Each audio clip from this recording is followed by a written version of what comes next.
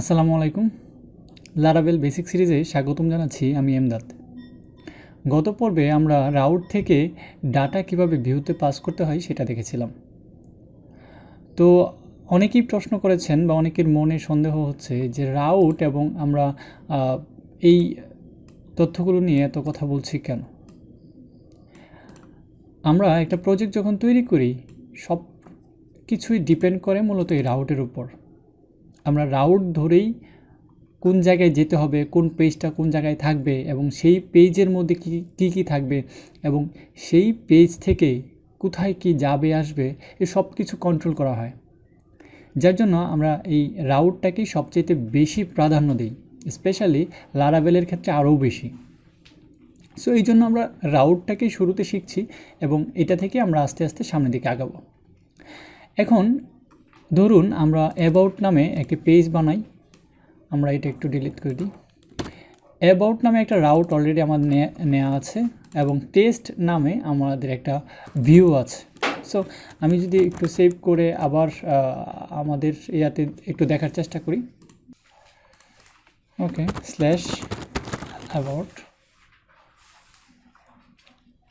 ওকে, এখানে বলছে undefined variable, তার মানে আমাদের এখানে একটা ভেরিয়েবল ডিক্লেয়ার আছে যেটা কিনা আনডিফাইন্ড। সো আমি এটাকে একটু বাদ দিয়ে দিই।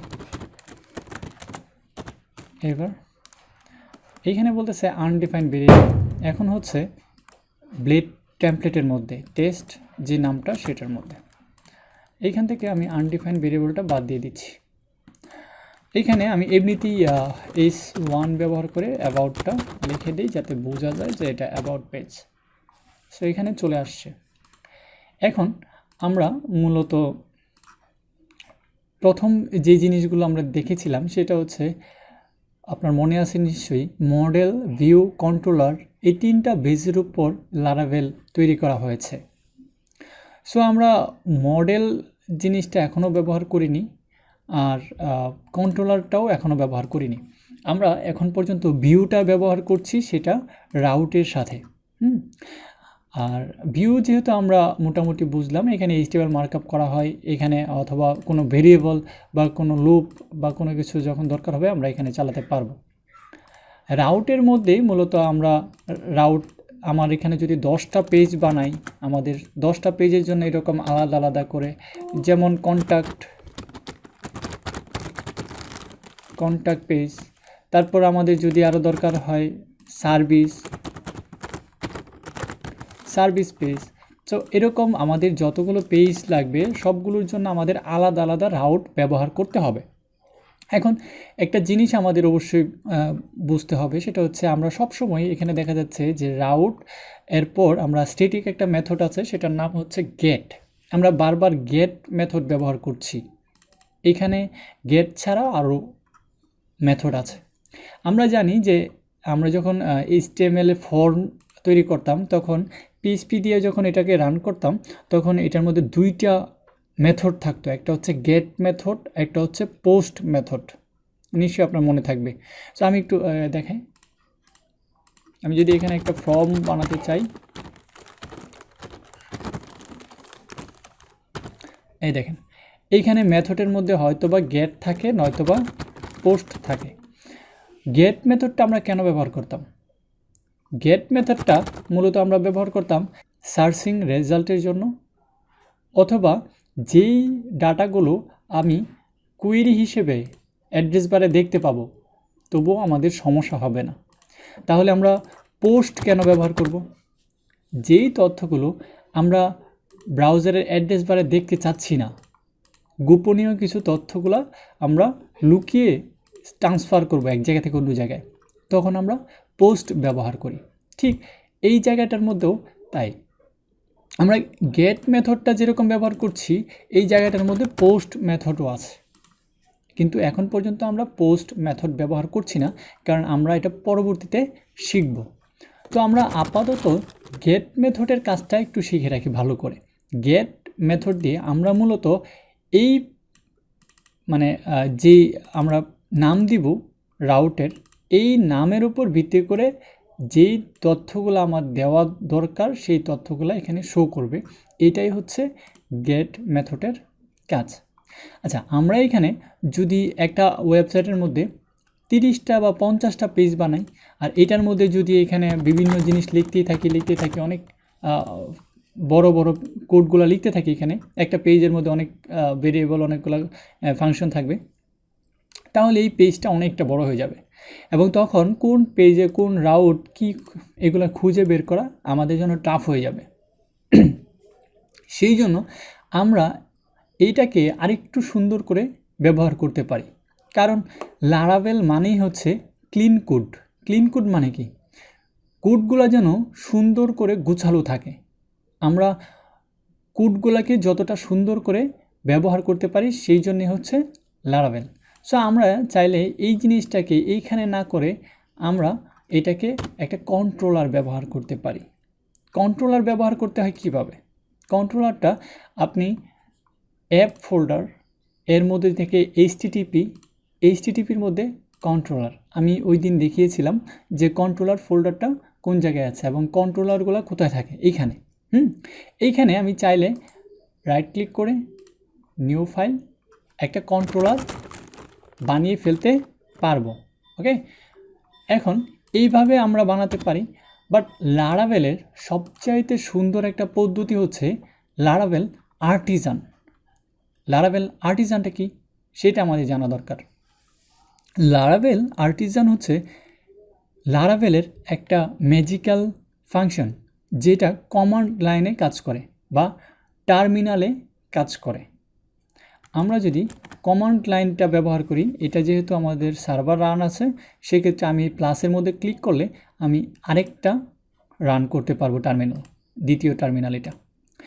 সো একসাথে দুইটা টার্মিনাল আমি ব্যবহার করতে পারছি।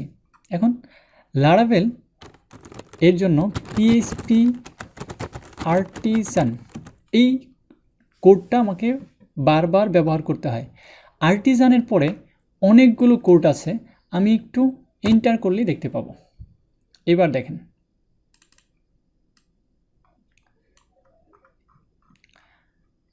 লারাভেল আর্টিজান দিলে আমরা কি পাবো?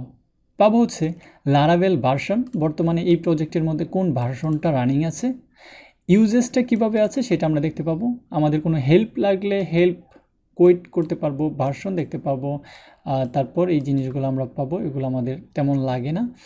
Available command, so clear, compile, down, environment, help, ensure, এগুলো আমাদের খুব কম দরকার হয়। যেটা দরকার হয় সেটা হচ্ছে অথ, ক্যাশ, কনফিগ, ডিবি, তারপর ইভেন্টও লাগে, কি আমাদের অটোমেটিকলি জেনারেট হয়।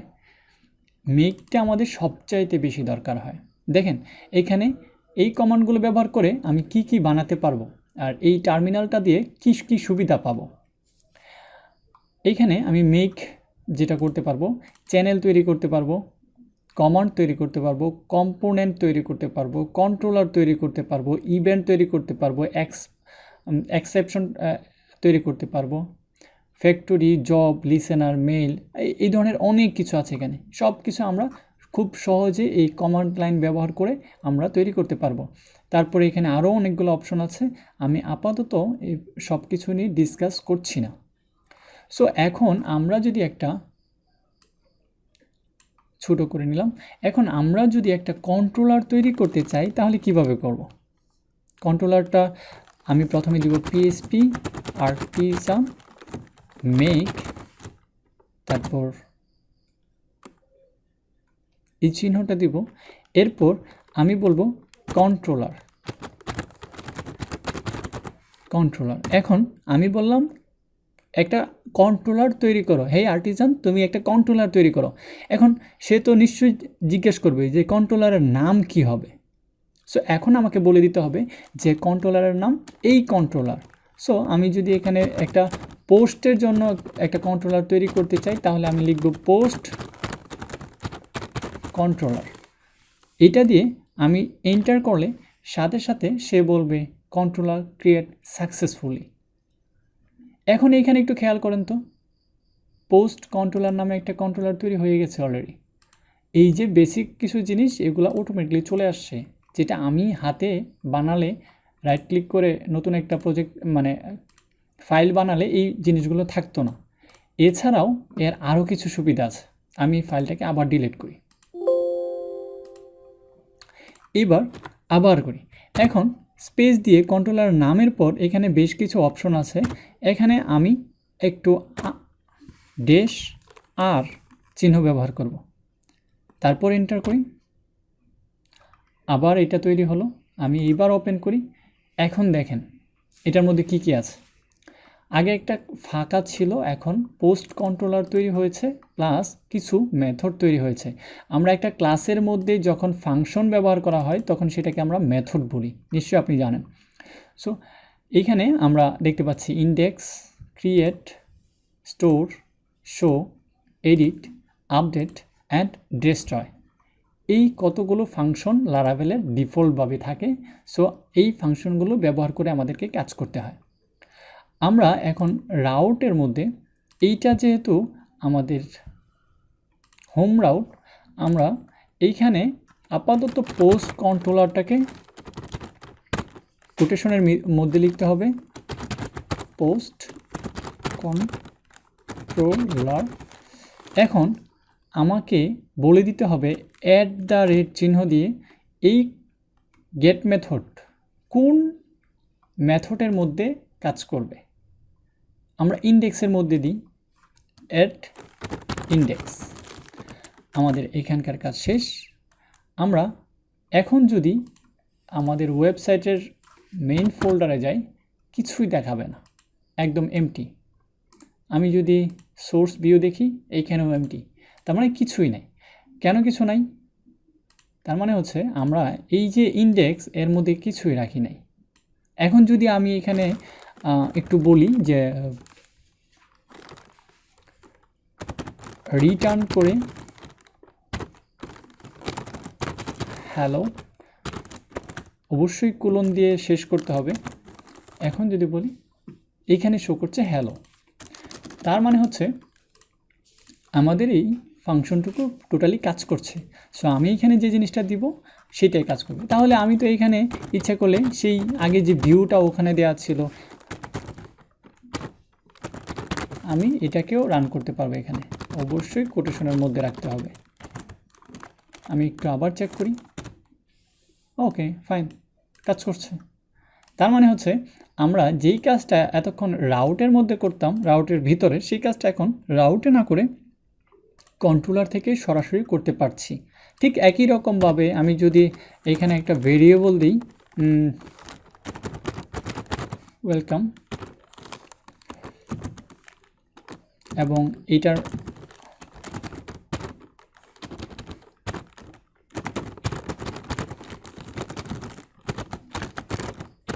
ওয়েলকাম টু লারাভেল, এটা যদি আমি একটু পাস করতে চাই তাহলে কম্প্যাক্ট করেও পাঠাতে পারি। আমরা জানি যে এর আকারে পাঠাতে পারি।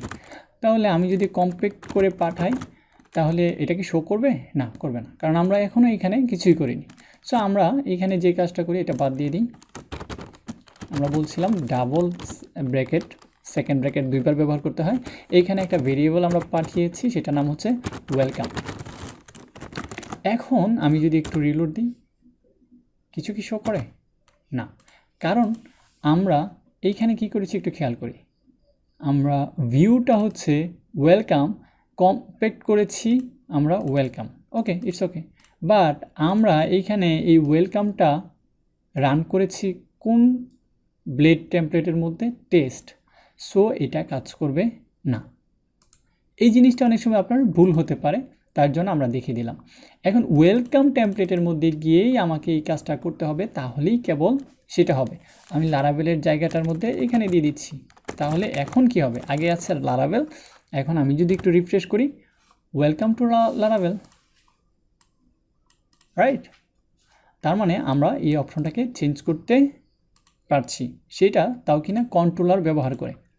এখন একটু ভেবে দেখুন তো আমরা কি কি শিখলাম। মডেল আমরা এখনও শিখিনি, কন্ট্রোলার এবং ভিউটা ব্যবহার করা শিখে ফেলেছি। তো আজকের পর্বে আমরা এখানেই শেষ করছি। এর পরের পর্বে আমরা কন্ট্রোলার নিয়ে আরও বেশ কিছু কাজ দেখব। সবাই ভালো থাকবেন, সুস্থ থাকবেন।